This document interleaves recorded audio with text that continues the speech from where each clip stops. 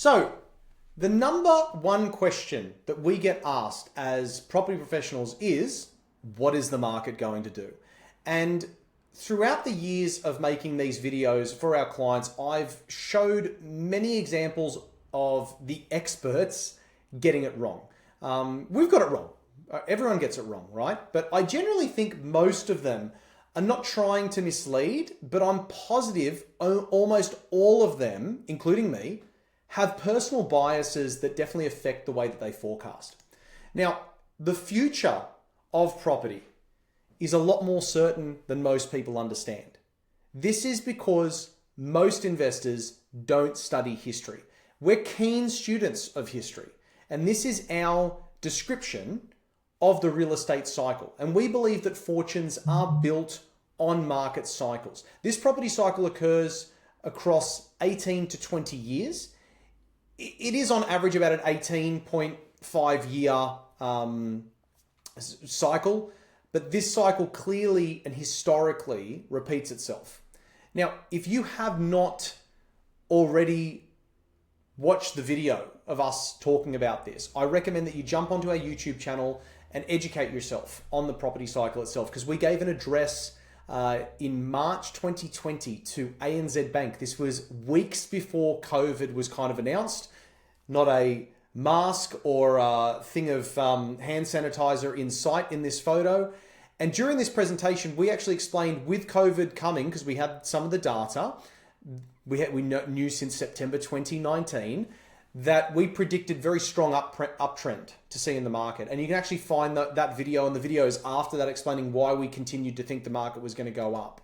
Now, I was reading a report by John Lindemann where he kind of illustrates how three dynamics working in conjunction can forecast the direction of property prices. And that inspired me to go kind of down the rabbit hole and expand on the 3 Ps. Now, if you've been following our channel for a while, these concepts are going to be very familiar, because I talk about 2 of these concepts in every single video that we do. So let's have a chat about that. Now, the first P is population growth and movement. And this can consist of international immigration, interstate migration, births and deaths, all of which are affected by infrastructure and services. So infrastructure and services count for transportation, healthcare, education. There are economic factors. So I'm talking about labor force, consumer base, levels of confidence with consumers, government policies. I'm talking about immigration, housing supply, budget, and urban development. All of these factors will play a role in shaping supply and demand. The second P is purchasing power. Okay, and when we're looking at purchasing power, this is when we look at the availability, the cost, and the need for finance.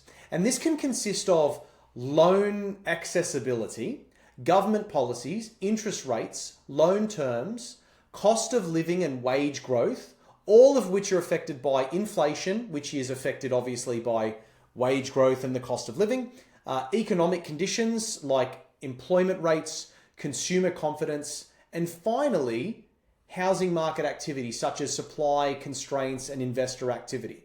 And the third and final P, and this is all going to make sense when I put them all together, is for properties, specifically the relative surplus or shortage of suitable housing stock, which is different in every single city and state. I can't stress that enough. Vacancy rates become a huge factor when it comes to the affecting of prices of not just property, but rents as well. And then we've got sustainable housing stock. So that's the types of housing that we have: units, townhouses, duplexes, houses themselves, standalone, location and amenities. So properties in locations with better access to amenities, transport, schools, employment opportunities, tend to be in higher demand. And a shortage of such will basically change up those prices, and it will drive prices in those areas up. And we've got housing developments such as construction rates, government policies, regulations, zoning laws, land use regulations, and housing policies. So every single one of these dynamics, I guess, is a sub-dynamic to the main dynamic, all right? And I know that sounds a bit confusing, but I'll make sense of it now. And I'm going to shrink myself a little bit so you've got a bit more space here to see. So this is what it can look like when you combine all three. So we will review only 7 because this specific forecast pattern using only the 3 Ps, population, purchasing power, and properties, can actually combine into 27 different combinations. But we don't have time to go through all of them, nor do we have time to go into detail on what movements result in a change in the value of each dynamic in each one of those cells. I really just want you to take 2 things away from this, okay? And I know a lot of you are pausing it because you want to read all of them. There are patterns all around us which we can use to better forecast the markets. That's number 1. Number 2 is I have an unhealthy relationship with Microsoft Excel. Now, back to the table itself. The golden rule here is that the 3 dynamics always operate together to result in a price prediction.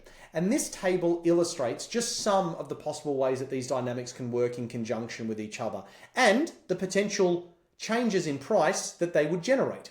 So for example, scenario 1, property markets will boom. That will occur when there's more buyer demand, increasing purchase power, and a shortage of available property. Increasing purchase power doesn't necessarily translate to borrowing power. So I'll give you an example. In October 2021, when the RBA cash rate was 0.1%, right? We're at 4.35. It was at 0.1%, 2021. APRA raised the minimum serviceability buffer from 2.5% to 3%. What does that mean? It means that if you had an interest rate at the time of 3%, and I know a lot of us did, or even less, you were assessed on whether you could service that loan at 6%, 3% buffer, okay? In essence, making it slightly more difficult to borrow money. However, from 2020, mid-2020 kind of onwards, the savings rate that we got for consumers shot up. Consumer incomes got a boost from numerous government stimulus packages. So I'm talking about JobKeeper, JobSeeker, pandemic government checks, free childcare, access to superannuation, freezing housing repayments, etc. There's quite a bit. I've said this a couple of times. We printed 3 times more the amount of money during COVID than what we did during the global financial crisis in 2008. And then everyone got confused as to where inflation was coming from when we were printing something that we needed to show value.